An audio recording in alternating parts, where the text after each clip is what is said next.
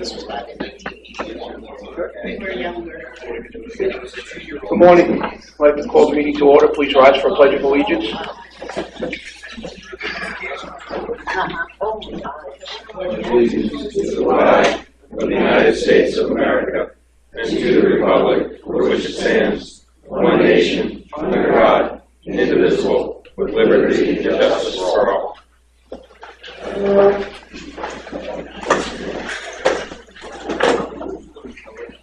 Request approval of agenda. There's a couple changes. First of all, Director Pat Supik advised that she will not be here today and participate due to a previous family commitment. She notified me that there were no financials to report, so I want to delete that from the agenda. Also, I would like to add under committee appointments to appoint John O'Connor as chair to the Budget and Finance.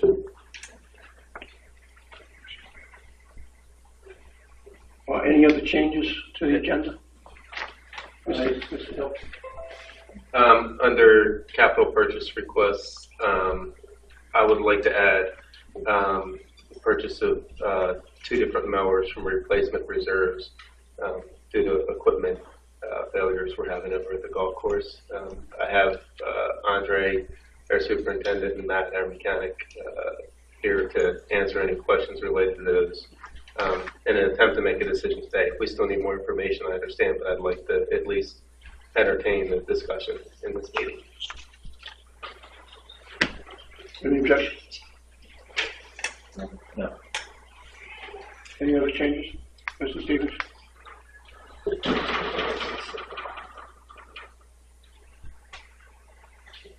There it is. I'd like to add a discussion topic. I'd like to present a request from the Park Board of Directors, and basically it's asking Ocean Ponds to participate in a exploratory group to determine what might be done about the issue of Tanglewood Woods. If I could do that. You want that under new business? Yeah, I think new business. Any objections? Yeah, I'd like to also suggest that the board is. Can't hear you back here. I'd like to also suggest that the board is prepared to discuss the topic of the operational review for food and beverage venues. If this is a good time to do, I was going to recommend we try. Could you expound on that conversation? Yeah, it's as a result of recent comments and feedback that we received from the membership, bringing to the board's attention some of the challenges facing the Cove and Beach Club, and I was just wondering if this is a good time to discuss this and maybe come up with some possible course of actions that either we as a board or acting GM can entertain. Any discussion related to this? It's fine. Let's see what happens. Yeah, I think it's discussed. Absolutely. Okay, we'll add that to new business as well.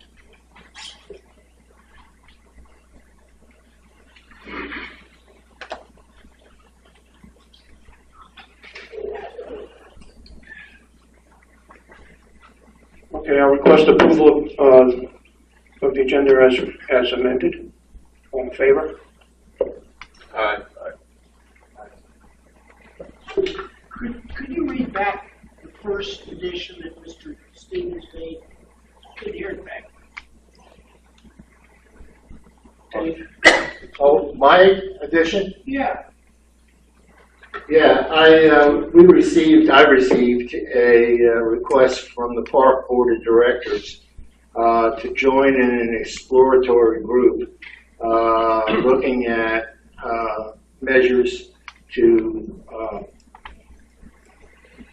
basically stop killing the forest that's right there by Tanglewood and adjacent to the park. And so this is an old issue, been brought to the board before, but there's, I guess, new information. But anyway, they're asking for participation and nothing more. Thank you.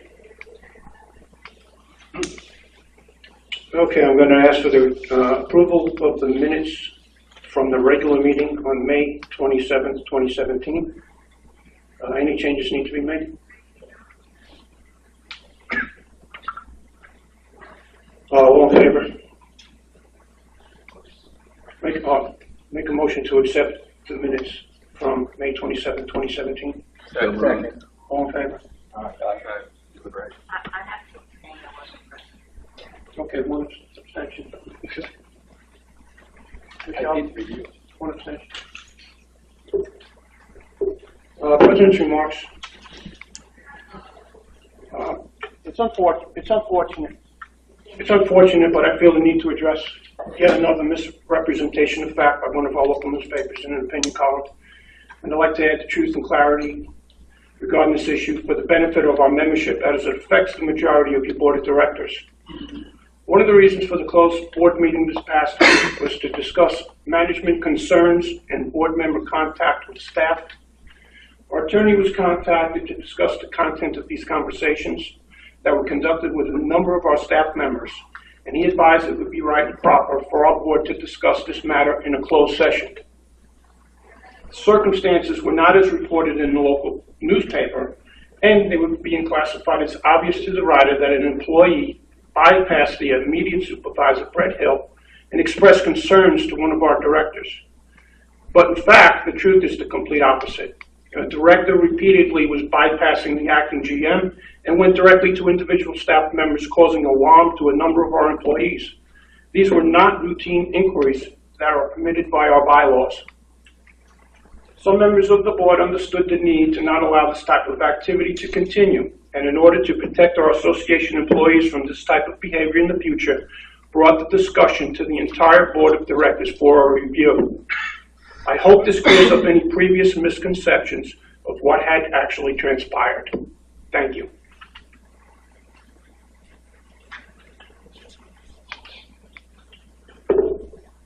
General Manager's report, Brett Hill. Thanks, Tom. I guess to start out, I know Slobodan already had food and beverage on top of the conversation today. But as of last week, our summer menu was implemented for the Mumford's Landing facility. It was received with favorable reviews, as well as the Beach Club menu was separated into two different menus, one carry out for quick pickup at the counter and the dine-in menu.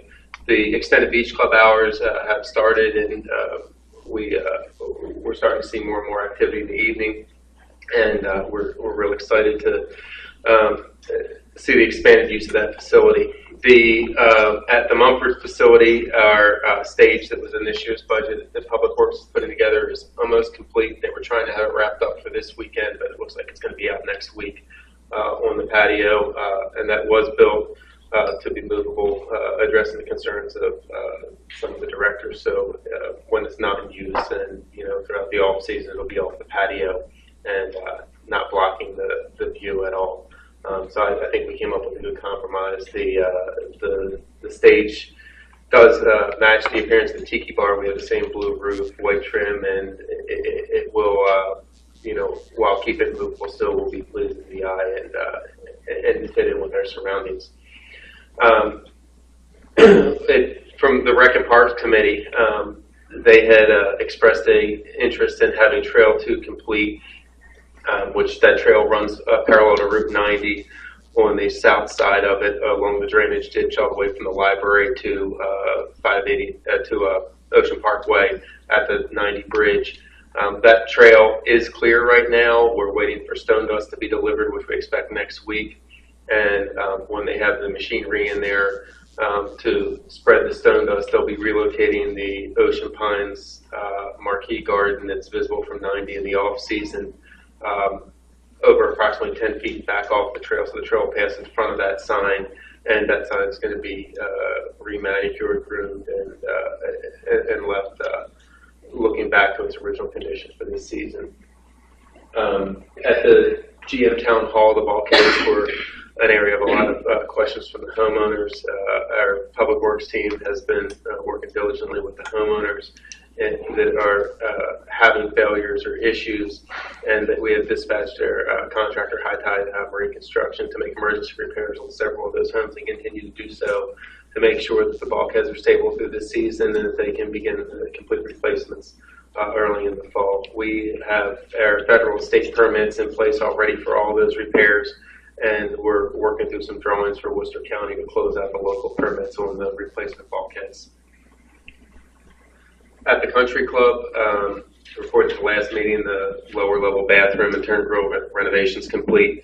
If you've been over there recently, you'll notice the lobby area between the first and second floor is being refinished, so we're about 80% complete on that. And we're working through our mechanical engineering for the second floor. We're approximately halfway through that and expect to have the mechanicals ready for Worcester County for permits right on the end of the month here, with mid-July permits and construction starting on the second floor renovations. The golf course itself, if you haven't been out, is looking beautiful. Andre's done a great job in getting that course ready for this season, and dealing with the hand he was dealt. He and the team have done excellent work. The course is looking beautiful. The weather's been favorable for us. The rain today is helping us out a little bit more. It's going to make for some cart path only play possibly into tomorrow, but the course itself is looking great, and we're excited to see where the summer's going to take us there. Likewise, on our grass growing, Huntington Park, which has dragged on for quite a bit, we got our air irrigation finally in place, the backflow adapter and everything else that had to be done. The sprigging on that's taking place now, and with the irrigation installed, we'll be able to get that grass watered and growing, and the field will be ready to play for our fall sports. At our rec department, this ends the first week of summer camp, and we actually had record participation this year. That program has really grown, and the kids are having a great time. They were out at Furnace Town yesterday on a field trip, and I think that the kids are really enjoying the programs that Debbie and Colby and the team have put together.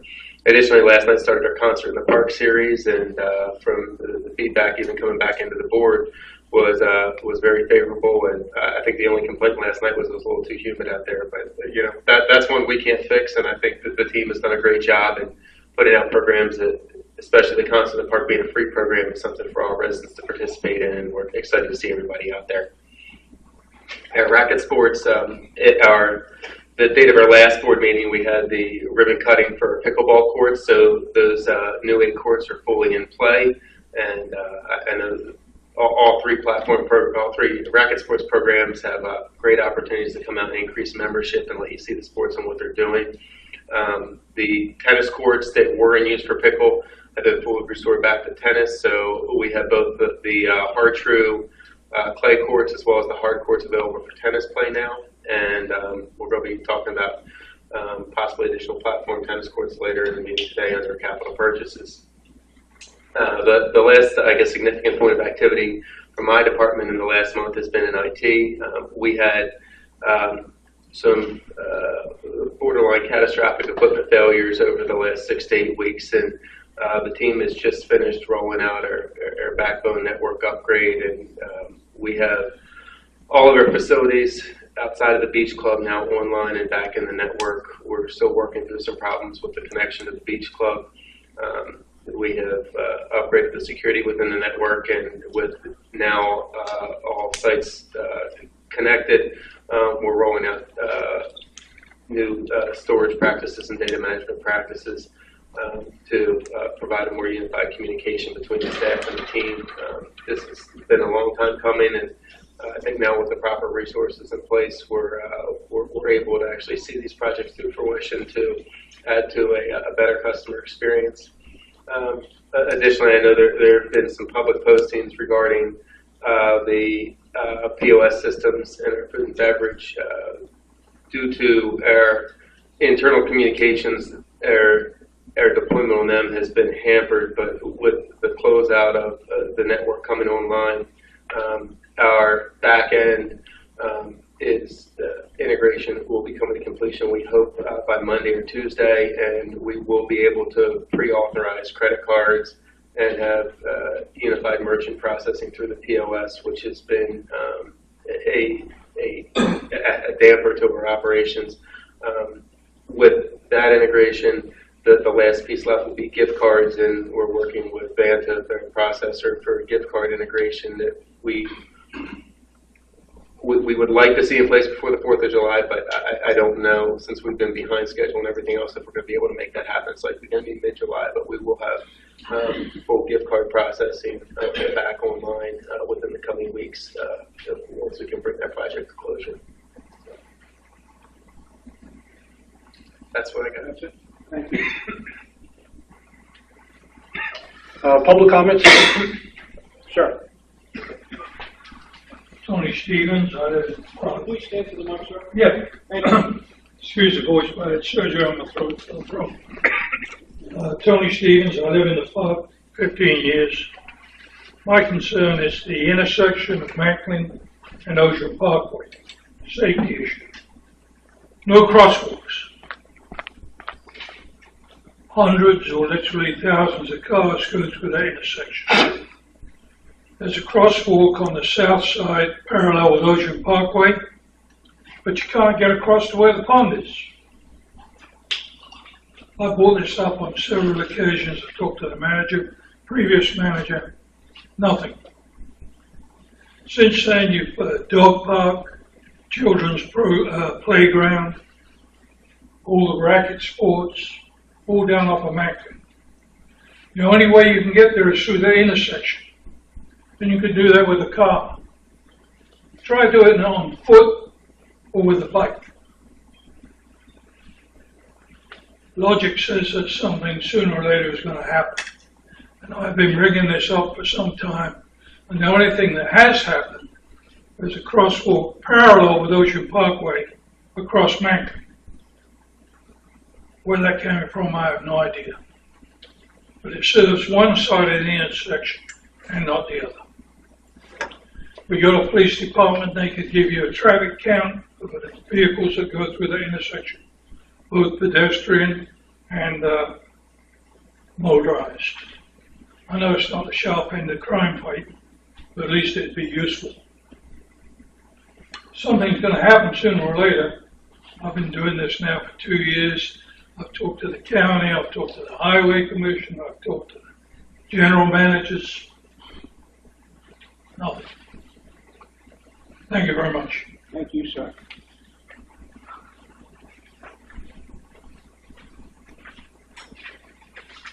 Good morning, ladies and gentlemen. Thank you for giving me this opportunity to speak to you one more time.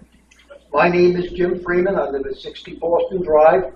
I am the current president of the Platform Tennis Association, and I represent about 100 members.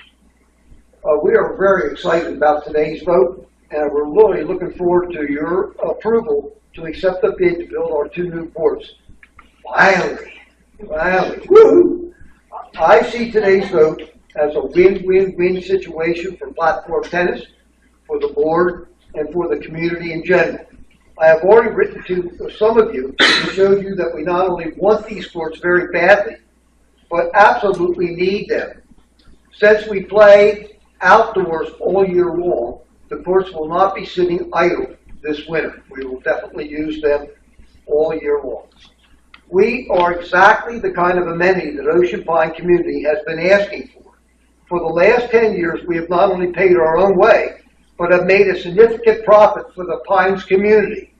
We bring in about $15,000 in membership fees per year, and only a tiny fraction of this is actually spent on us. An amenity that makes money. What a concept. Of course you want to support us. There is no downside, and there is no opposition to our proposal. This is not the first time I've been president of Platform Tennis, nor is it the first time I've talked to you. When I was president in 2010, we met with the general manager, the Park and Rec director, and even made presentations to the Park and Rec Advisory Committee. At that time, everyone agreed that we needed the 2 new courts. The project, however, was delayed due to the extensive work done on the community center, and then there was the yacht club. Meanwhile, pickleball was introduced into the community and somehow ended up getting 8 new courts while we got none. You and I know this was just plain unfair. This Sunday, I want to give you an example. This Sunday, the racket community is holding a block party. Okay, we have invited outside people to come in and check our facilities out, and we've invited our members to come and play. To make it a little spicier, each sport has picked an 8-person team. So the paddleballs would play tennis members, and the paddleball would play pickle, and pickle would play tennis. Just 8 people. Okay. When platform tennis goes over to the tennis courts to play tennis, we will need 4 courts. That leaves tennis players with 6 courts for their other members and for introducing the sport to new people. When platform tennis goes over to pickle, we need 4 courts. That leaves pickleball 4 more courts to introduce their sport to new people and for the members to play. However, when pickle comes over to us, and when tennis comes over to us to play platform tennis, they will need all 4 courts. That leaves us with no courts to introduce the sport to new people, leaves no place for our members.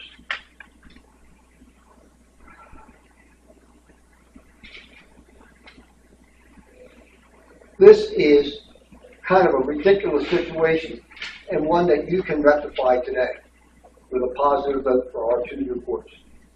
I thank you very sincerely, all of you, for the amount of time you spent on this issue, and we really appreciate your consideration. Thank you. Thank you.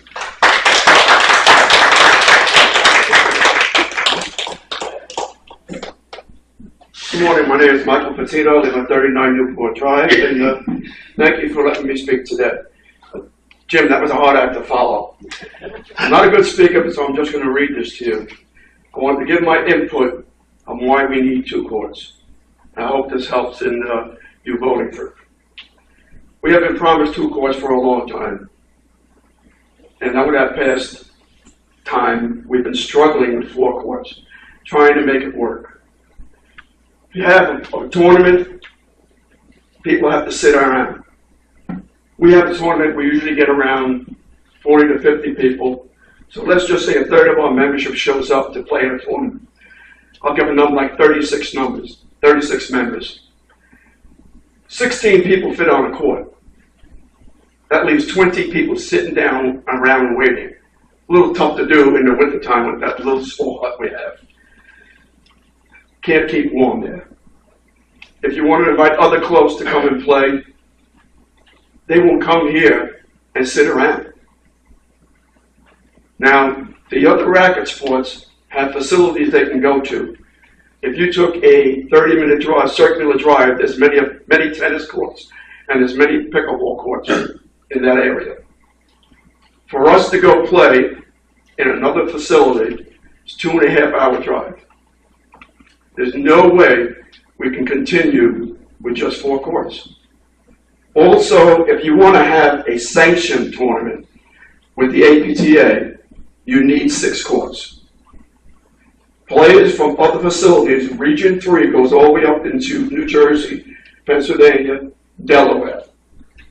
Most of them have to travel more than 2.5 hours. They want to come down, they want to be a sanction so they can get rated by the APTA. They're not going to come and sit around.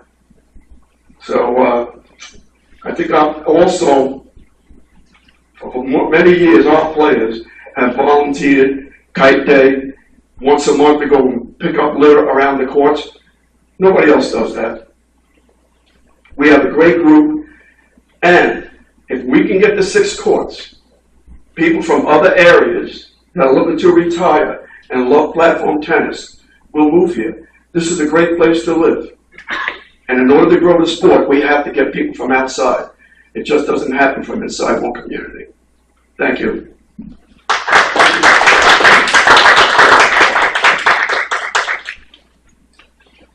Hi, my name is Araceli Poppin. and I live on 16 Lookout Point.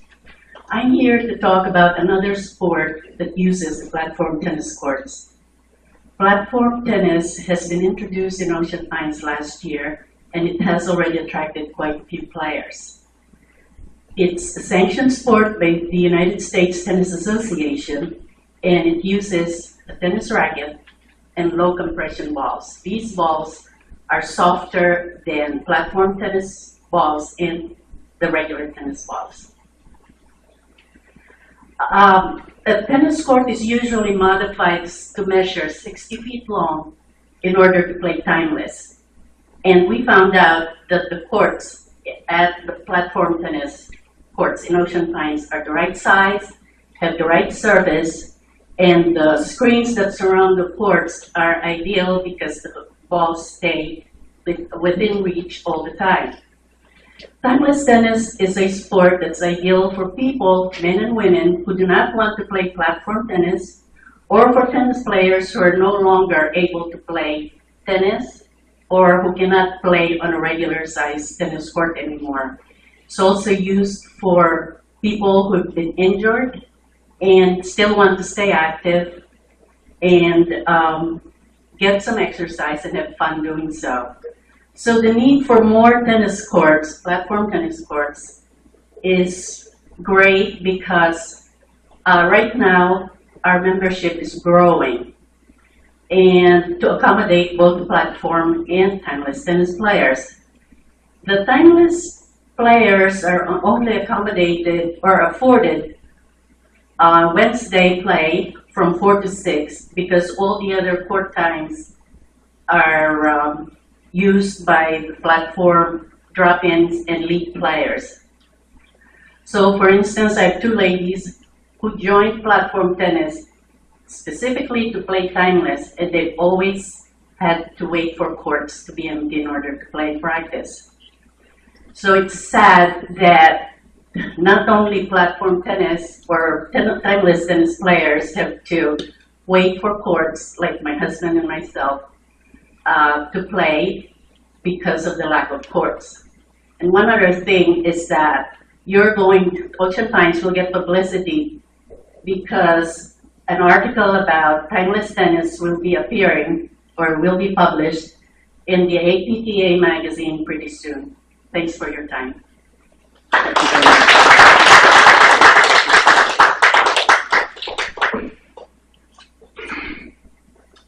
Any other public comments? Sir. Name is Rudolph Osteen, 12 Road Guy. I don't want to come here every time to bitch around. But, you know, I've been reading the paper and I've been coming here to the meetings. I'm a little bit disappointed to read in the paper about the new manager. Why did we have to pay as Ocean Pines? I saw between $150,000 and $170,000 a general manager. I figure if the man, if he gets a job, a 40-hour job, he has to work for 40 hours. Let him start on the bottom, and it's just like in the Army. If you go to 6 weeks training and you got a high school diploma, maybe a college, maybe an engineer, they're not going to make you right away a general. You have to work for them twice. The same thing here with the general manager. If you guys going to give the guy more than $150,000 a year, you people are wrong. Mr. Tlovidik, a couple months ago, he had a story in the paper. He checked over what the range is over here. We're not in Montgomery County. It's ridiculous. I tell you, if we pay the guy $120,000 and he is good, give him every year a raise. The second thing I want to say, but you did a good job. We had a bad general manager. He did a lot of damage in the last 5 years, Mr. Thompson, and you all know I call him a scab. You have done a good job. Sir, so no negative comments about any individual. Okay, all right. Okay, fine. Thank you, Tom. You do a good job. I would say a couple of weeks, I've been enjoying the yacht club a little bit. I sat on the bar. I like a good drink. The woman was making me a drink. Drip. I said, put a shot whiskey in. You get 27 shots out of bottle, times $5. And that woman is Marjorie. It's like you give a baby milk. Then I was sitting, unfortunately, I looked to a good girl. I had a nice lady sitting beside me, on the bar. She wanted a glass wine. The woman came with a plastic cup. I said, lady, you sat on the bar. Unfortunately, I'm an European and just came back from Europe. We don't drink in a plastic cup in Europe. It's all in glass. The yacht club is a first class thing. If you sit on the bar, let them put the booze and everything in the glass. Now, if the person goes out, you cannot do it. Yes, I go with it. But these people are supposed to know that. And another thing I want to ask you people, I'm sorry, Tom, but I said, Mr. Townsend had two big statements about the trash, about the recycling. And he told us that we was number 6 in the country. How much money that Ocean Pine got paid back for the company for circulating the trash? You understand what I mean? Did we ever have any money out there? Did you know that maybe it fell? I did. I think. What is it? I don't know, Tom, if you know anything about it, but he made a big statement when that came up. See, that's what I just made me not saying it. This man has promised us gold. He did more damage in Ocean Pine than anything else. Okay. But anyway, that's okay, Tom. But did you know anything about that, Ben? Did we ever had any money out there? I can only, take this as a suggestion from the membership, and really what we need to do is probably take a look at what kind of a program contractually we have signed with a recycling company, when it expires, if there's any profit sharing, if the contract is not really a fair contract between the two parties, then it's something that the management should take a look at and renegotiate when that time comes. But the first step would be really to look at the existing contract, look at the program, and see if there is an opportunity for profit sharing that has not been explored in the past. Thank you. That's the only. You two girls do a good job. And you have to take something for 5 years or more. Thank you, sir. Thank you. Thank you, Tom. Any other public comment? Okay. Capital purchase request. The first request was on the agenda. Is to accept the staff recommendation of the addition of 2 platform tennis courts from Total Platform Tennis for $129,446, including project contingency.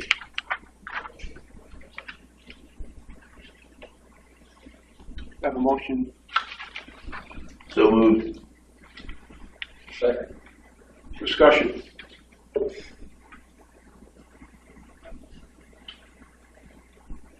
No, I think this topic has come up quite a bit. I think we had all in agreement that the funding had actually been allocated in the previous fiscal year. I think there's a very good case that we need these, and I don't see any real barrier moving forward. Any further?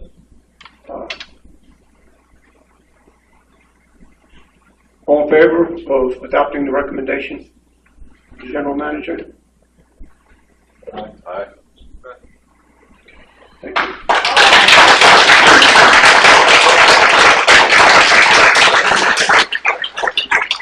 Just to set the expectation, because this is likely the best case on the project is 90 days. Realistically, this can be 6 months because of the site work, the surface preparation, and the fact that it is multiple phases of contractors with different level of work. But we will mobilize on this immediately, and it would likely be towards the end of the year to see those courts in place. Yes. Okay, the mowers. I apologize for the last minute additional on this. This was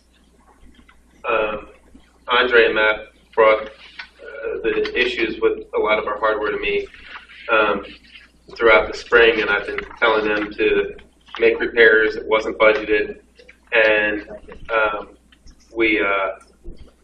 does Dave have a copy? Okay, That's all right, we can share. Oh, I have. There you go.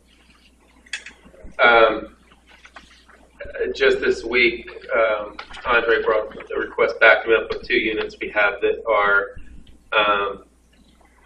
in all practicality, causing a risk to the court's conditions. The first mower I want to make a request on is to replace our rough mower. Ask to replace our existing John Deere unit with a Jacobson AR522. At this point, I only have 2 bids on it, so I'm asking for the request, since we're at a meeting today, on the contingency of having a 3rd competitive bid. And if I have a 3rd one that comes in lower, we'll be going to that 3rd one. And this one, we have 2 quotes.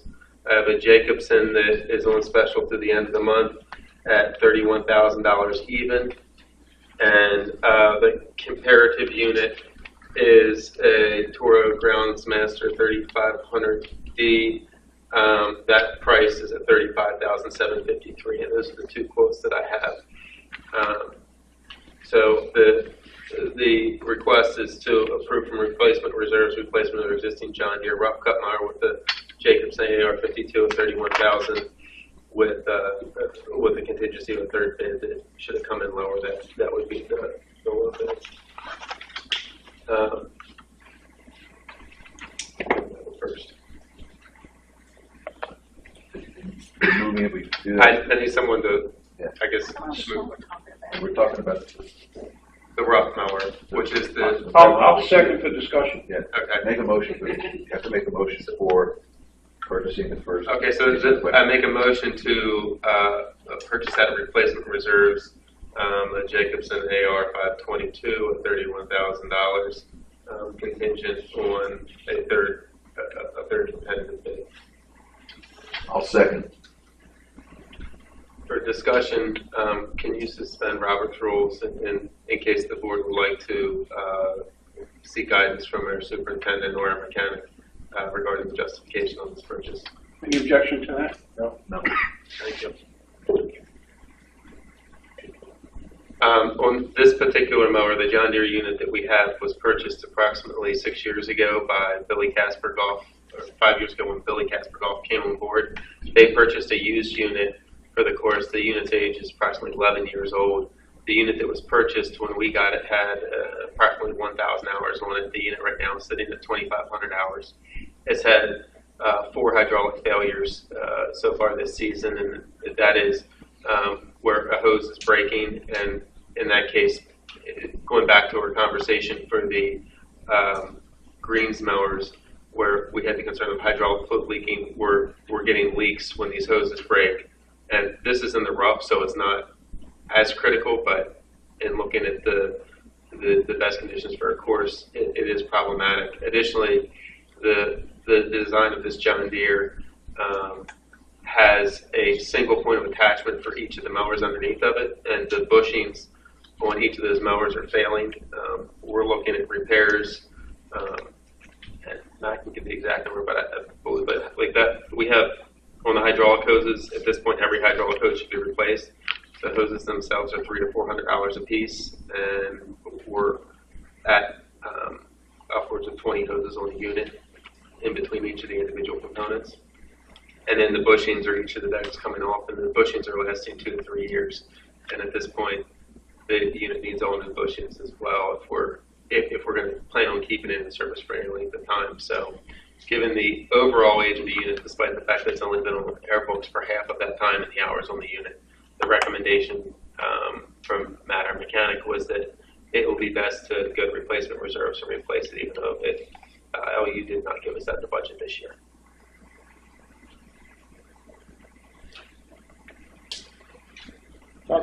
Tom, I can support the request for purchase. I just want to make sure that we're not overlooking the requirement that we have free competitive bids for our bylaws. I want to make sure that we absolutely follow that process. It would not move forward unless we have that information, but when we get that information, certainly I would be in favor of moving forward with the purchase. It sounds like it is needed. It's a critical asset for maintaining the golf course.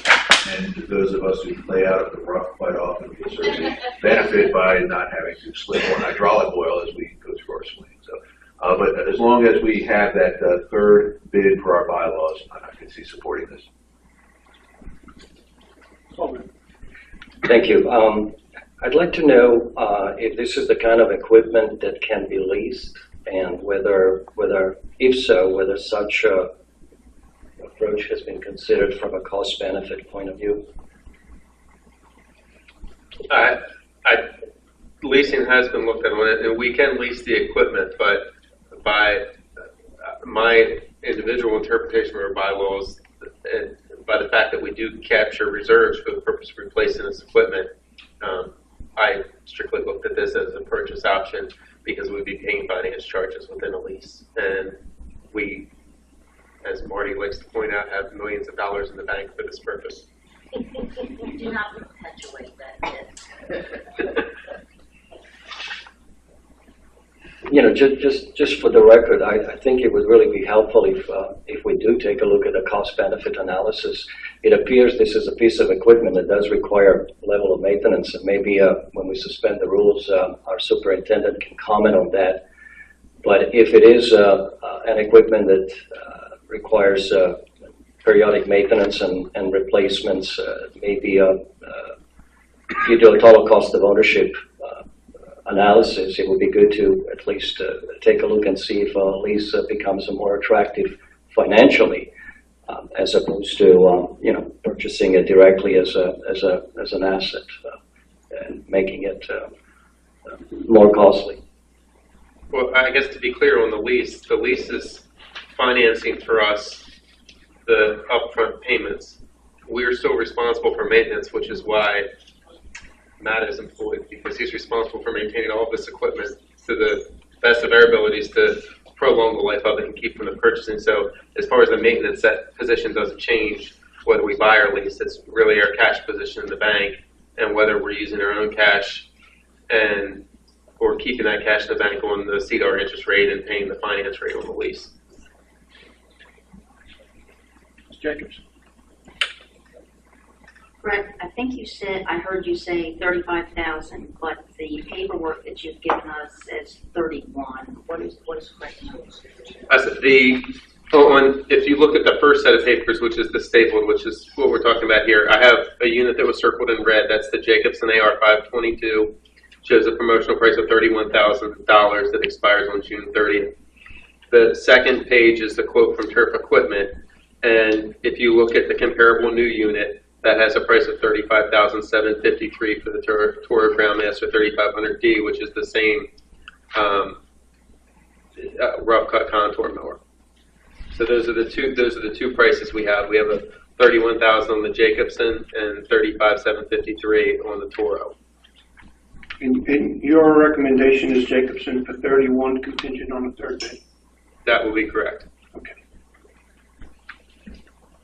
Any further? I'll call the question. All in favor to adopt recommendation of General Manager for the Jacobson at $31,000, contingent on receiving the third bid? All in favor? Aye. Opposed? I will abstain. Abstain. The second request is for replacement to a Toro Groundmaster front mower. That unit has over 3,000 hours. It is in excess of 10 years old and is a fully depreciated asset on our books. It would be by the reserve guidelines up for replacement, but it was not requested. I, at this point, only have one price on that mower, so I need to get two more prices. So at this point, the ask is for, the motion is for the purchase of a Toro Groundmaster 3280D, which is the exact replacement to what we have at $24,145. But that would be, we're still waiting on pricing back from Jacobson and John Deere for their comparable units. And should either of those prices be lower, it would be to the lowest price bid on that comparable unit. I'll go through the details of the discussion, but that's the motion. I'll second for discussion. In this particular mower, this is the mower that we use for maintaining the edges and around the trees. It's a 72-inch front mower. The Toro unit that we have, due to its age, has a failing hydrostatic pump. That pump is what drives all of the equipment on the mower. If it's going downhill, it works great. If it relies on the pump to try and get it up a hill, like crossing the bridge between 3 and 4, it kind of needs a push to get over it. It does not have the power in that pump anymore, and it's due for a major overhaul. If we're keeping it, given the age of the unit and the fact that essentially the second largest component in outside of the engine is failing, the best course is to replace it. The trade-in value Toro gave us on the unit we have is $800. So they are deeming it about worthless on their end at this point as well. So we're going to be looking at investing thousands of dollars in a unit that is worth $800.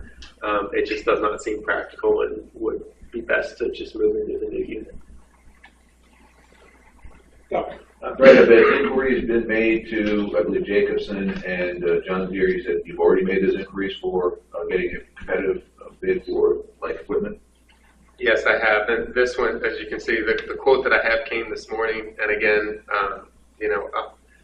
Andre and Matt told me this needed to be replaced.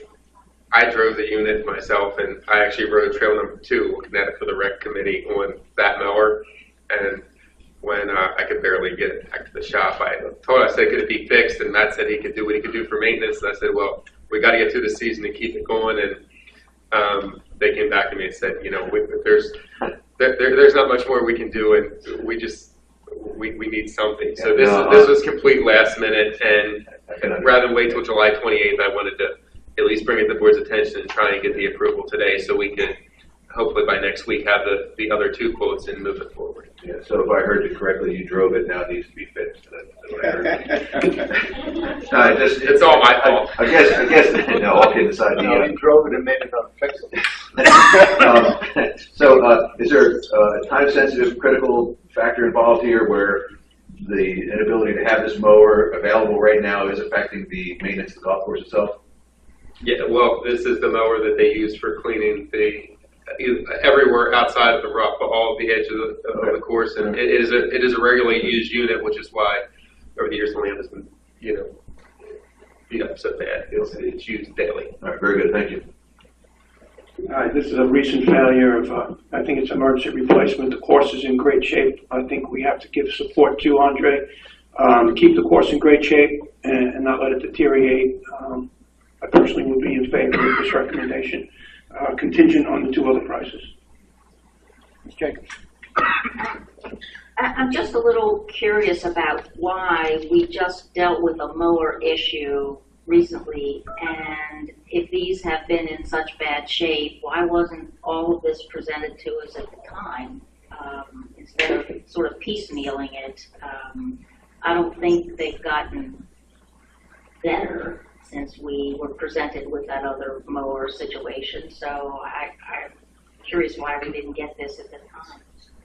Well, the 2 mowers the mower that we did for the greens was replacing walk behinds with a ride-on, and that was a new addition to bring budget down on labor. And as far as replacing any failing equipment, my directive to the staff was to go back and fix everything that had been broken, get out of the neglect of the habit of just pushing it to the side, fix the equipment, and let's get through this season so we can properly budget what needs to be replaced.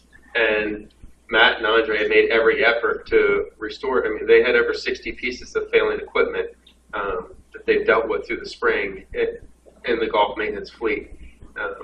The just maintenance neglect over the years had built up. They took best efforts to repair everything possible, and the 2 particular units that are being dealt with today are units that were beyond getting through this season. And going into next year's budget, there is likely going to be a significant list of units that are depreciated that are going to need to be replaced, but for whatever reason, when the budget was generated this year by management, and that process started back in November. The only thing that was put in was the beverage cart and the utility cart.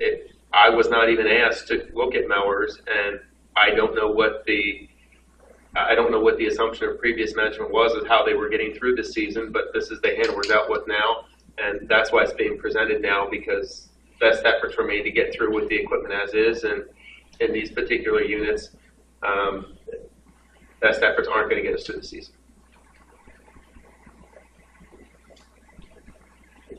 Dave? Yeah, I Cheryl's question. I mean, again, and you kind of semi-answered it, but we really have to know, I mean, coming into a budget, what our capital expenses are likely to be. And if we have 10-year mowers that have reached the end of their useful lives, and which are not in pretty good running condition, then it's hard to imagine why it's not in the budget. I mean, why wasn't it? It's a rhetorical question almost, but it's also something that, you all ought to look at real carefully, more carefully next year. They shouldn't come up like this. They should be regularly scheduled. I agree. Just to add, I feel pretty much the same way because, we're leaving the off-season, golf season, and, some of this equipment really should have been looked over during the months, the winter months. One kind of starts to wonder are there going to be any additional surprises and requests for more capital purchases that have not been really planned as part of the current budget. So that kind of starts immediately to concern me. I'm not sure if the superintendent and your staff has conducted a thorough review of all the other equipment and feels that going into a very, very busy golf season starting July, the rest of the equipment is capable to take us through the season.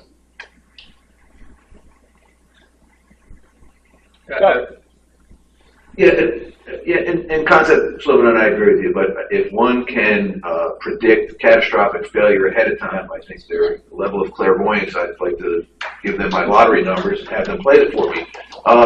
So I do think we have to anticipate that somewhere during the operational, fiscal year that we might run into these kinds of things. Yes, in a perfect world, we certainly plan a capital purchase well ahead of time, but I think we have to be aware that the possibility exists that we might have to adjust a capital spend mid-year in order to address a situation that we couldn't have predicted.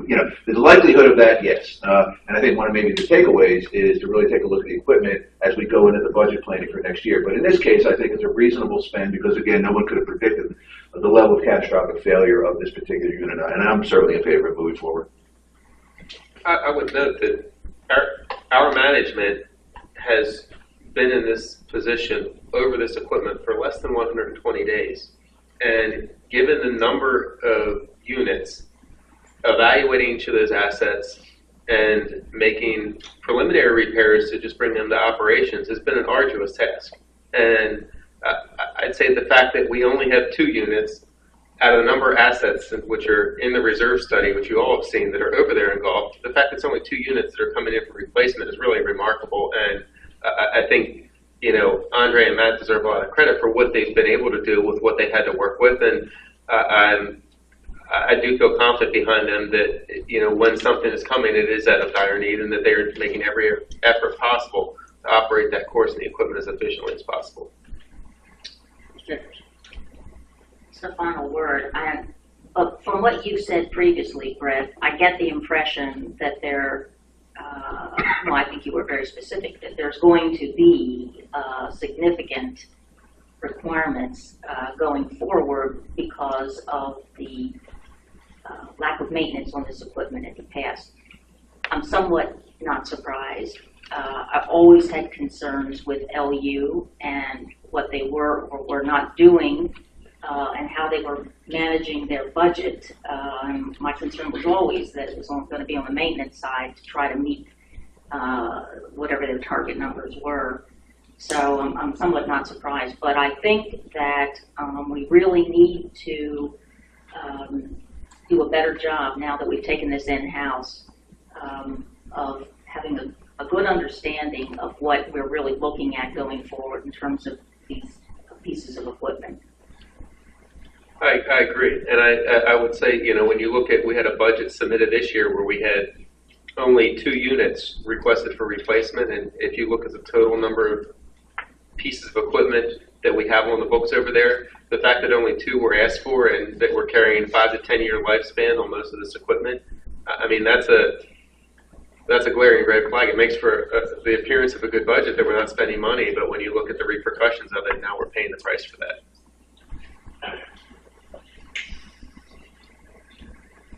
Okay, I'll call the question. All in favor of the recommendation to make the purchase for this type of mower contingent on 2 additional prices from John Deere and Jacobson? All in favor? Aye. Abstain. Okay. Let me just ask you, how are we going to get the additional information and then make a decision? I'll provide the capital worksheet when I have the other bids with a complete package, so that there's verification with the hard quotes on the other purchases. So we have an agreement, we'll do it by email? Yes. That's the only. Yeah, remind everybody that's a Okay. valid way of doing it. Yes. Yeah, just for clarification, I believe we have agreed to purchase the mower if we contingent on getting 2 more bids. And we have agreed that if one of those bids is lower than this price, we'll buy it. I believe we've already agreed that, so there's no vote. That's my understanding. There's no second vote.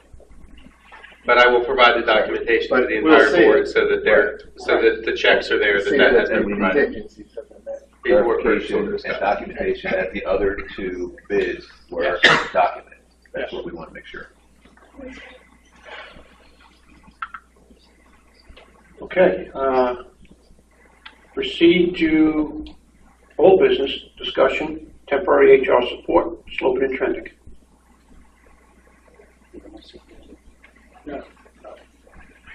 Thank you, Tom. As you all know, we met on Monday, June 19th, in a special session that went into a closed session. Upon the completion of that closed session, the board resumed into an open session around 9 p.m. on Monday evening, at which time the board discussed the HR support as being one of the concerns that it wanted to spend more time on. And this was as a result of the several recent events that took place, some of which were reported in the local media. And it became evident that the association is clearly in a need of having some kind of a dedicated HR support that will be of benefit not only to the association's management, but also to the staff itself.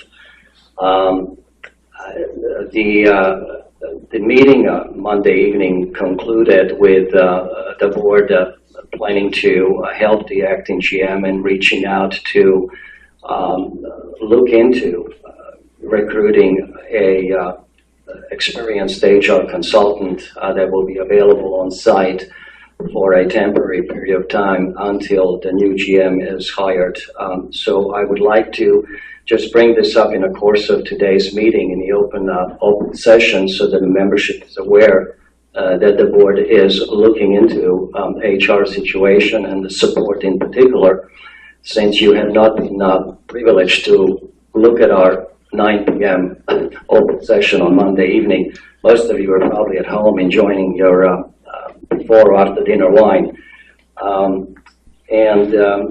I felt it would be good for the board to take the time to discuss this to see if we are okay with where things are, or whether the acting GM has a need for a board to take a specific action, and so that we can vote at this time if that is necessary.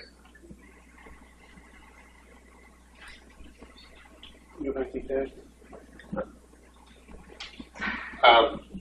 I can just say that from our meeting on Monday night, I have been working with Lurch Early, their law firm who was brought in for particular employment in HR back in September.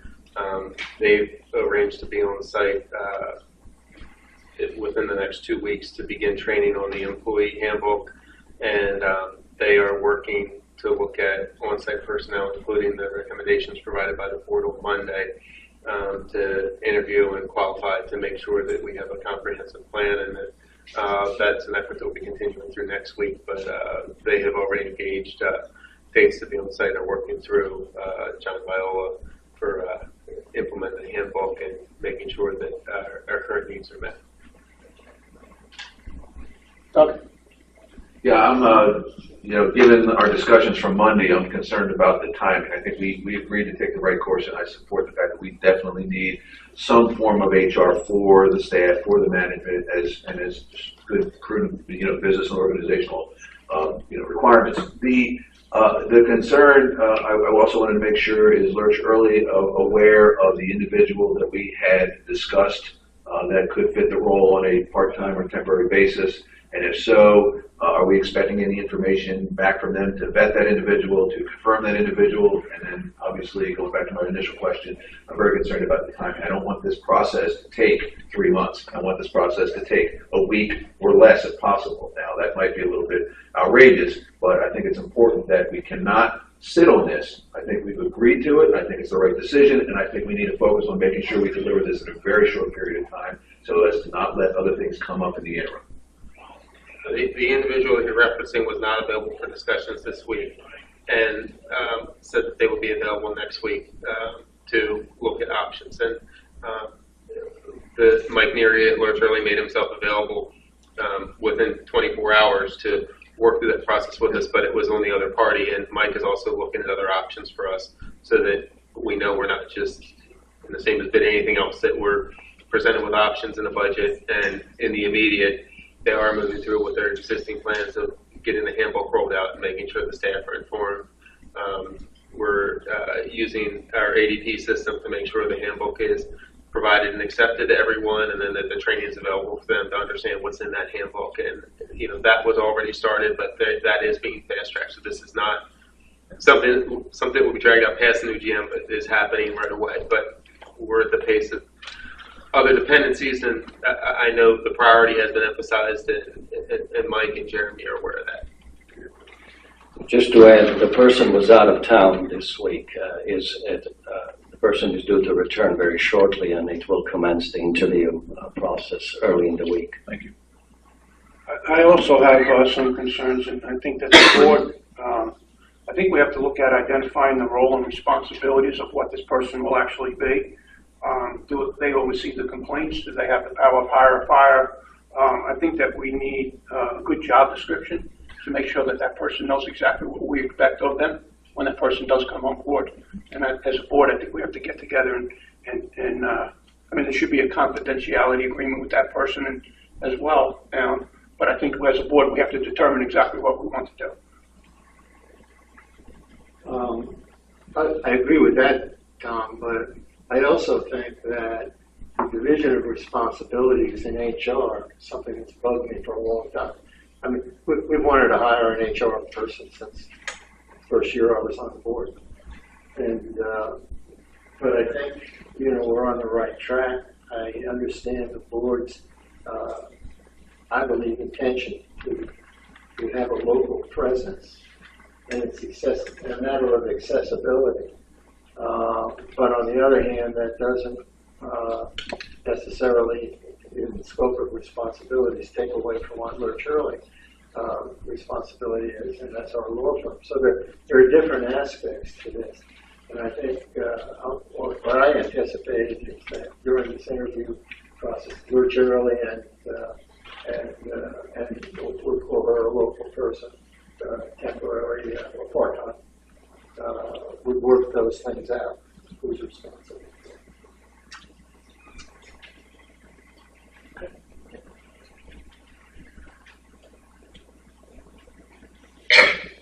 Okay, new business.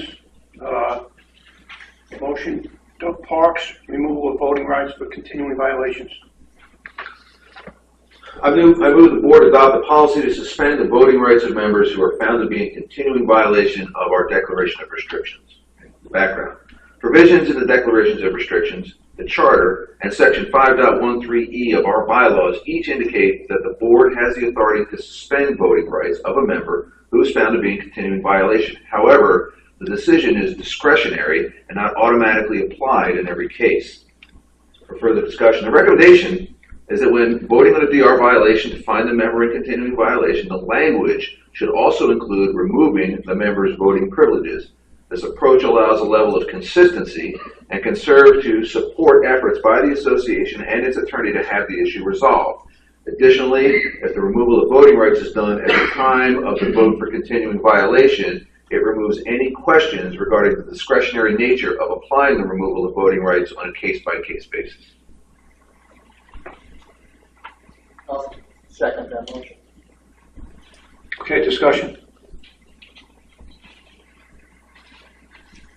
I just have a question because if this, I want to understand the ramifications of the motion. In this passing now, are we saying that every time the GM brings a CPI case to the board for the board to vote, that then the removal of voting rights is automatically applied, or are we just making a statement to affirm that policy exists and that still has to happen at the time of the CPI violation, in which case I don't understand what the motion is doing. Could someone provide me some clarity there? Can I give my interpretation, or do you want to answer that? No, go ahead, Dave. I'm trying to answer, but go ahead. Okay. Clearly, the bylaws state that the removal of voting rights is discretionary, and I think it has to remain discretionary. However, I also think for past boards were under the impression that when they cited continuing violation, that was automatically happening. Well, it's not. I believe in this case, if we pass this motion, correct me if I'm wrong, that what we will be doing, it will still be discretionary, but when we say we're going to find that owner in continuing violation, we have to append it by saying and remove voting rights. So in other words, we're going to find them in continuing violation and remove voting rights. So I'm understanding that you're saying it's discretionary, yet when I read in the discussion it says, so it removes any question regarding discretionary nature of applying this. So I'm also as confused at this point. Doug, could you expand? So let's do a situational analysis. Okay, said individual comes in, he or she has a CPI violation, right? And it's found in continuing, which means this is not the first time the individual has been contacted about the CPI violation. And we decide from a discretionary nature that we're not going to remove voting rights. Okay. Second case comes up, similar, some other egregious event where there's still a continuing violation of our DRs, right? And then we apply, using some metric, some feeling, some way we apply, that we do indeed remove the voting rights. Now we've, in my opinion, set ourselves up for an inconsistent application of the bylaws and an opportunity for someone to question that. Right? The idea to come back and say, wait a minute, I found out through, because all of this is public record, they can find out, said individual on 123 Main Street, had a very similar CPI violation for a similar duration, and they weren't placed under the removal of voting rights, yet I was. Right? And now all of a sudden we have additional discussions that perhaps we could have prevented. All right? Not only if it gets to the point where they seek legal remedy, then potentially we could have additional costs to support our position. All right? So basically, in my thoughts, is if we just apply it unilaterally, then we eliminate any potential discrepancies in how it's applied. All right, and I think we avoid any future discussion on whether or not the legality of whether or not that removal of voting rights was properly applied in all cases. You just remove the argument completely, and it, in my opinion, protects us. So you're basically equating continuing violation to removal of voting rights. Yeah. All right. And I would point out that since the bylaws, pretty clearly make it discretionary, and we're making it non-discretionary, we're changing the bylaws.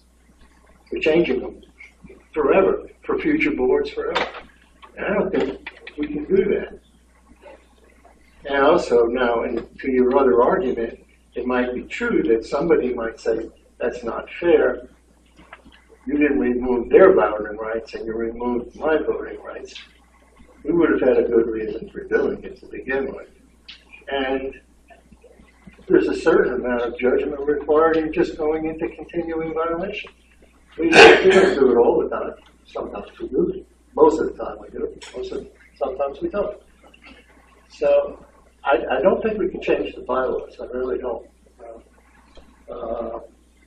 I do believe that it's important to understand that it is discretionary and that we're using our discretion, which is perfectly legitimate, to do it in one case and maybe not do it in another.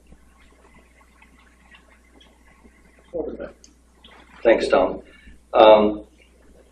This is kind of really a difficult situation because if you look at historically speaking on an annual basis, there are a number of homeowners that don't have privilege to vote and participate in our election process. Personally speaking, I'm a U.S. citizen and I enjoy the freedom of being able to participate in the election process regardless of my personal standing. I think it's a fundamental right in this country. So I'm uncomfortable to go along with the proposed motion and to give that kind of authority to the board and to change what was the original intent of the bylaws. And I'm reading explicitly the language from 513E. And I noticed there is a lawyer in the audience, Jim Trummel, who we all know, and I was wondering if the board would be interested in suspending the rules and hearing from a member who has this background. Not to discredit Ms. Jacobs, who is also has a legal professional background, but this I would feel more comfortable getting some legal opinion on this before I cast my vote. Any objection to that? No. Mr. Trummel, would you mind coming up? I didn't mean to put you on the spot. Permission of my committee chair, yes. I want to make one thing clear. I am not a practicing lawyer. I have the degree and I'm a member of the bar and all that in an inactive status, but I am not a practicing lawyer, so let's make sure we understand that. Do I have to talk closer? Or? No. Turn it on. I don't know how to turn it on.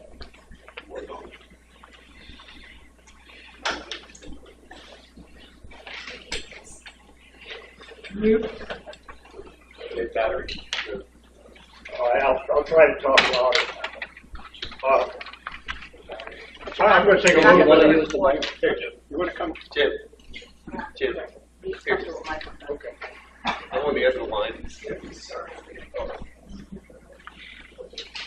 I guess I bear maybe a lot of responsibility for this being on the agenda because I brought this up before, probably several times. I'm going to say to me it's very clear that the removal of voting rights because of a CPI violation is contingent, one, on it being a continuing violation. You really shouldn't have a violation in front of you unless it's continuing. But it is not automatic that you're removing the voting rights simply because you declared a continuing violation. To me, that's very clear in the governing documents. It goes all the way from the DRs down to the charter, down to the bylaw. It says essentially the same thing in each of those three documents. you know, I don't know quite what to say about the discussion of it being a board policy of an automatic thing that you're going to include in every violation that you consider. I really don't know what to say. Simply that you have to recognize that you're not removing the voting rights unless you specifically state that when you consider the violation. How you want to handle that in your board meeting process, I really can't say. To me, it's a simple recognition that when you consider a violation, you declare it to be continuing. If you want to remove the voting rights, you've got to state that. I think that has to be recognized. I guess there's another microphone if I need one. If Slobodan, you did quote the wrong part of bylaws relative to section 3.01 voting rights. And the last sentence in C says the voting rights of a member may also be suspended during any period the member is in continuing violation. So Jim's correct. Continuing violation comes first. Okay, but at the same time, we may suspend the voting rights. And it is pretty clear, although I missed it for about 10 years. So Dave, just to clarify, I was actually quoting from Doug's motion, section 513E of the bylaws, which states the board may suspend the rights of a member to vote or to use any of the parks, amenities, or recreational facilities owned or controlled by the association during any period the member has failed to pay annual charges levied by the association or is in continuing violation of the declaration of restrictions, etc. So that's I was just quoting what was in his motion. So the may comes up twice. Yeah, right. Yeah, yes, exactly. Thank you.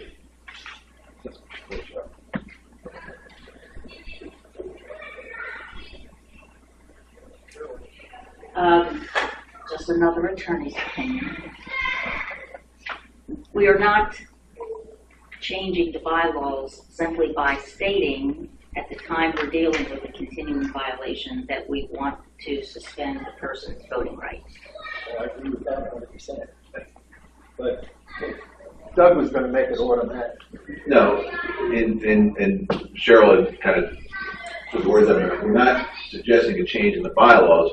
What we're saying is that as we go through the process of reviewing and voting on continuing CPI violations, we should make it a consistent ruling that we remove the voting rights. Right? So that may turns into we're just trying to have a level of consistency. But I guess one could argue that may still applies because it does. We're just basically agreeing on a process, right? And again, the intent is to make sure that we don't put ourselves in an indefensible position. That was the entire intent of the motion. Now, if we feel that we can continue being discretionary and the risk is very low, I'm fine with defeating the motion.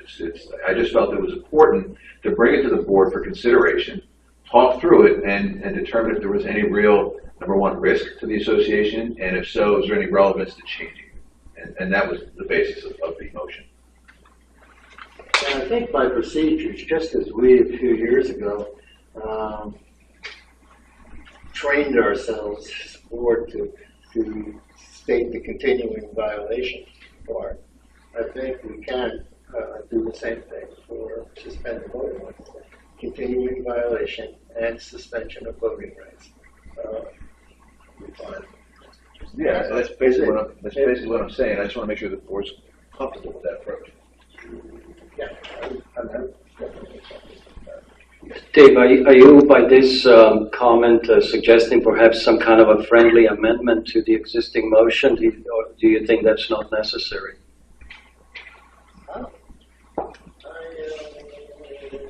Just looking at the language. I mean, if I'm hearing the discussion, the motion in practicality doesn't do anything. That in general, this is a board philosophy discussion, and the net result or any motion is when we move to a motion for continuing violation at the time of CPI in a future meeting, and it is as a matter of board culture that we're in agreement on that's the principle. But I guess back to my original question, see, unless we're making a change to the bylaws, which I think is greater than this motion, there isn't really I don't see where the motion goes. And I would add that when we move to CPI in regards to what, and Slobodan, I know you and Dave both read different parts. I believe it was what you read. Yeah. It also states that outside of removal of voting rights, that we have the ability to remove the rights to amenities. And I think if we are taking the step to go to voting rights, that we should be taking full advantage of what the bylaws offer us as a penalty for not adhering to our rules, and carry that level of enforcement in future CPI. I also feel that the board should have the leeway on a case-by-case basis to take action based on the severity of the violation. I feel more comfortable having that discretion. Yeah, fair enough. But Brett, to your point, did it do something? If nothing else, it documents the fact that later on down the road, if we decide that it's prudent to continue to provide, the removal of voting rights, we can refer back to this motion and say that's where it came from. All right, so it serves to document it. Now, if we don't want to move forward, that's fine. My due diligence was to bring it up to the board, for a vote. If it's not warranted, that's fine. I think we should continue to do this. As a matter of fact, the next CPI violation, if it's appropriate, and most of them are, if we find continuing violation, we should take suspension of voting rights almost each and every time. And there should be, but we don't have to go back to a motion to do it, though, because it's already in the bylaw. Sure. I think this was a good thing for you to bring forward, but I think it's more a matter of for discussion purposes as opposed to a motion. And so I thank you for bringing that forward, and I think it is appropriate, as Brett has mentioned, to expand perhaps the language that we use, but it's more a policy of what we're going to do as we're dealing with those continuing violations. And now you've made us more aware of the capabilities that we have to try to get people to be more responsible with their property. So given the discussion, then I think unless the board advises not to, I would respectfully remove the motion from the table. And I feel that the discussion that has had for the past few minutes was beneficial, and that we should continue that going forward as applicable. And unless there's dissension, I would respectfully remove the motion from the floor. Okay, great. Don't you have a CPI violation that you could try this out? I did not have any this month. I'm sorry. That's good news. Not really, but Thank you. Okay, new business, Dave Stevens, Park Board of Directors, Boeing Group. Yes, I've received, and by the way, for the record, Wednesday, Michelle, you may or may not have noticed it even, put this package in the Dropbox, and it includes a, I know it's in there. It's from the Park Board of Directors. The letter's short, I guess I can read it. And the subject is Stormwater Management Proposal, Outlaw JJ.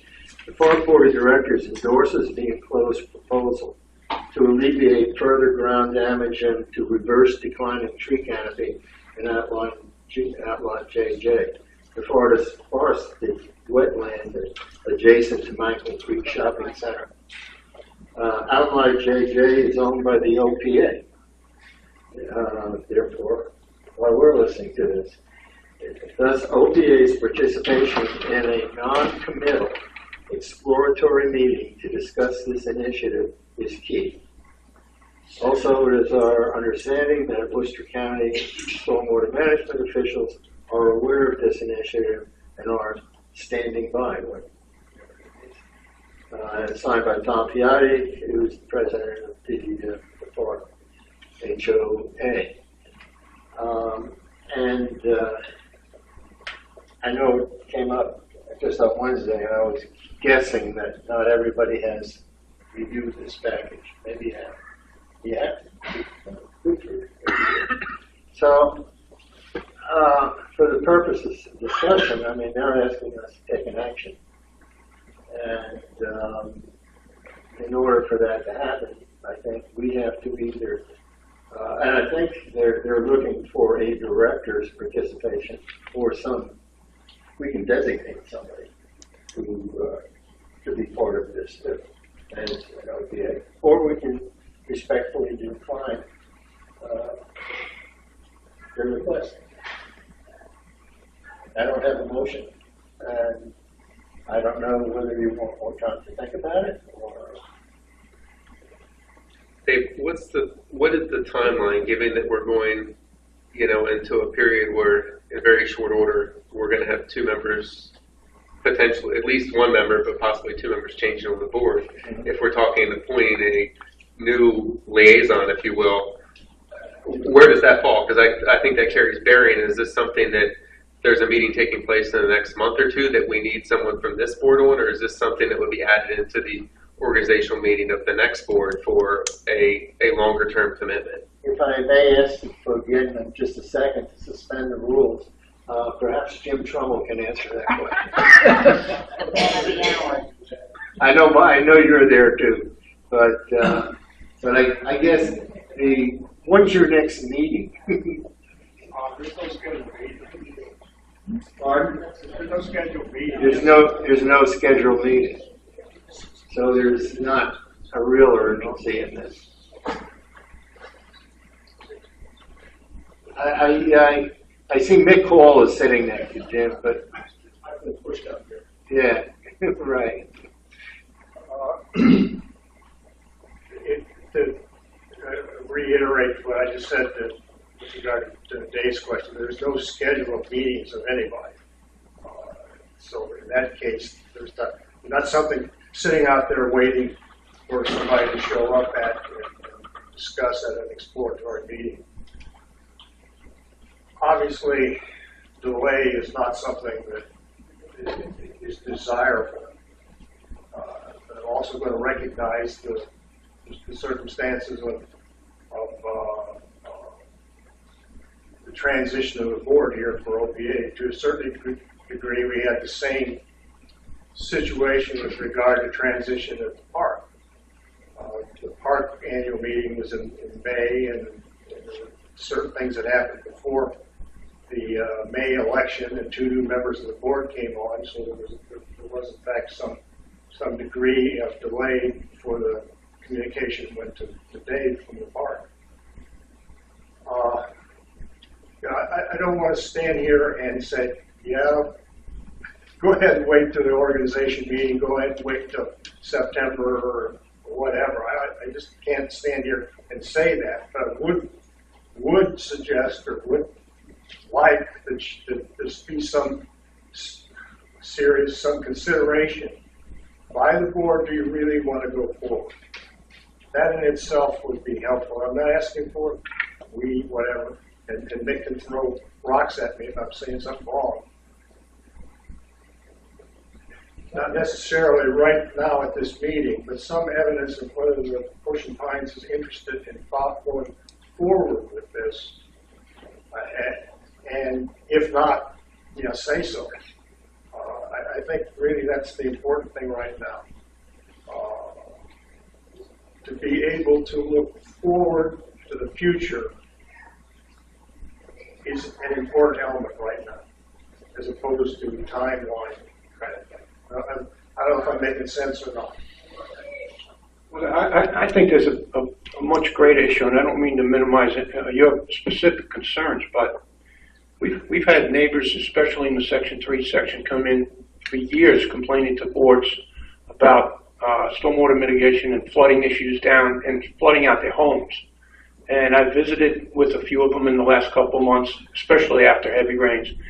and the drainage ditches are a problem. There are ditches that may not have been in place on the original engineering plans that are missing, that may need to be put in place to assist these individual homeowners of something that we may be able to do. I mean, their backyards are in 8-9 inches of water right up to their inside their homes, and it is a big concern for Ocean Pines. Maybe this can be incorporated in something larger, but I see a greater concern for me, for the homeowners that are affected by some of these issues, and maybe it's a full community concern, including this type of area as well. So, I mean, maybe the board can do something and put some type of committee or something together to look at the overall picture, specifically the homeowners and this issue as well. Okay, the response to this is that it needs to be understood, if you read through the information, that this is not looked at as a funded project by Ocean Pines. Part of the exploratory, in particular, part of the major part of the exploratory part is whether or not there are new public funding or not Ocean Pines or park funding that can support this project. It is not, we're not standing here looking at Ocean Pines to accomplish this project. We're not standing here before the park and looking at the park to accomplish this project. That's not what it is. It is a matter of fact, the effort over the period of time that's been going on has looked at whether or not the county, the park, or Ocean Pines has a degree of responsibility to ameliorate this condition. And that's not gotten anywhere. That's simply not gotten anywhere. So the other direction that it's gone is looking for other avenues of funding accomplishing this project. And that's in the material that you have.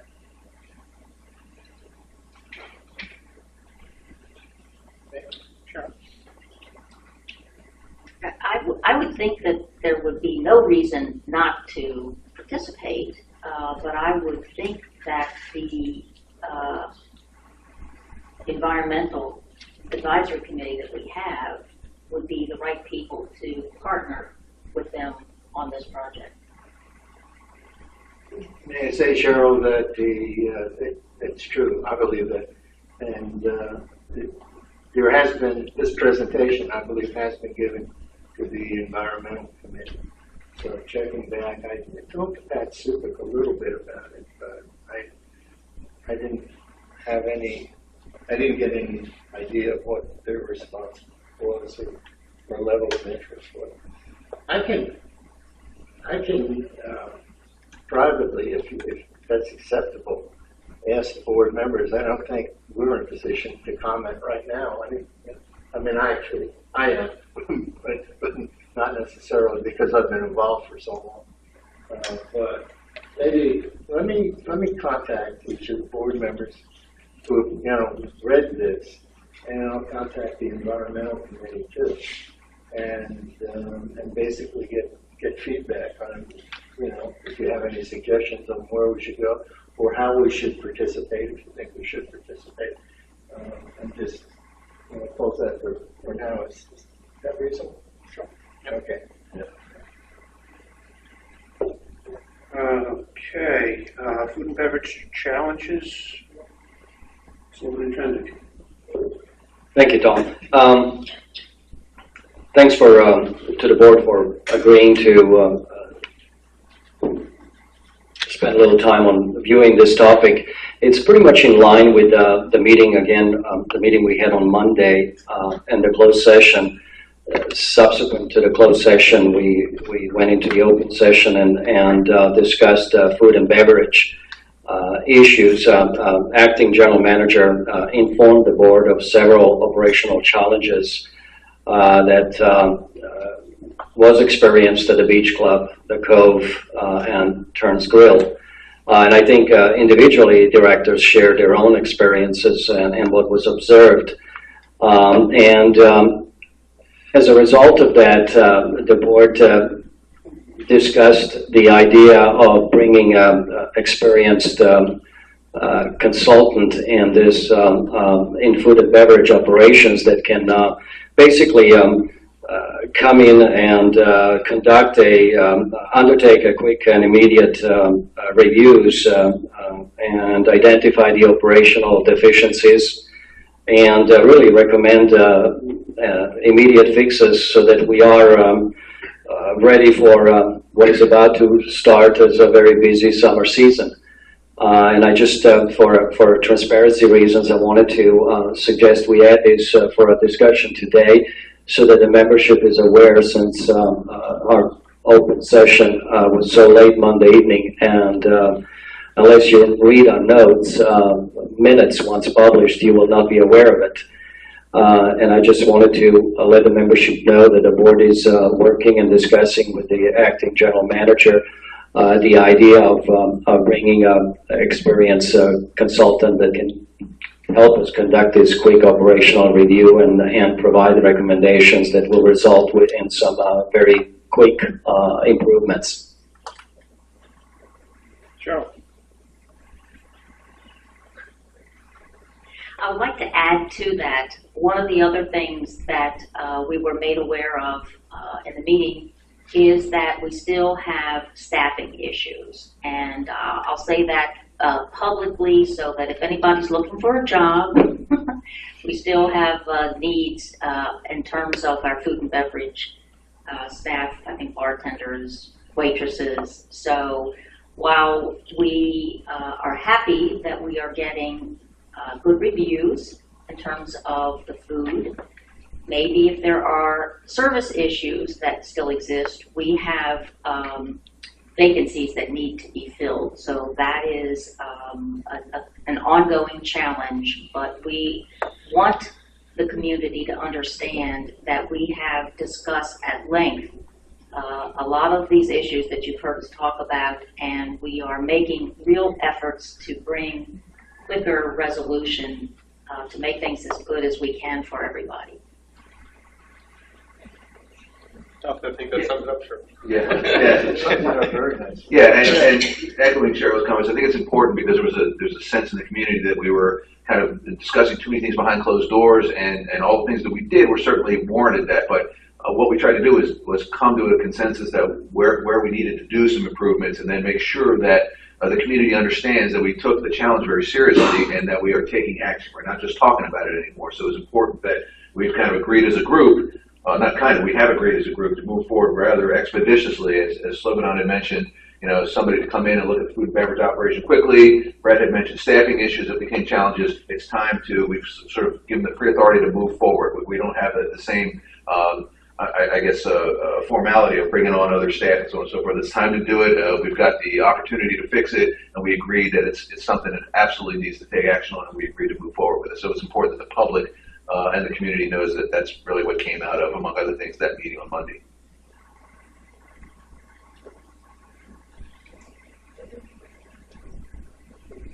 Okay, I'm going to request committee appointments. Margaret McGovern, first term, ARC.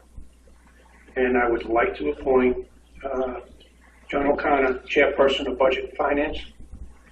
Any objections to these appointments? All in favor? Aye. Okay. Question for adjournment? Oh, sorry. Cheryl. It just occurred to me, I wanted to bring one more thing up to your attention, Tom. Glenn Duffy is finishing his term as chairperson of ARC, and while we have new members coming on board, you're going to need to appoint the chairperson. And I'll talk to y'all offline about that, but Okay, thank you. Motion to adjourn? Second. So moved. All in favor? Thank you very much, everyone. Sorry for being antisocial, but Yes, good luck. I got a tea time. I got to run. Carpet only. Carpath only.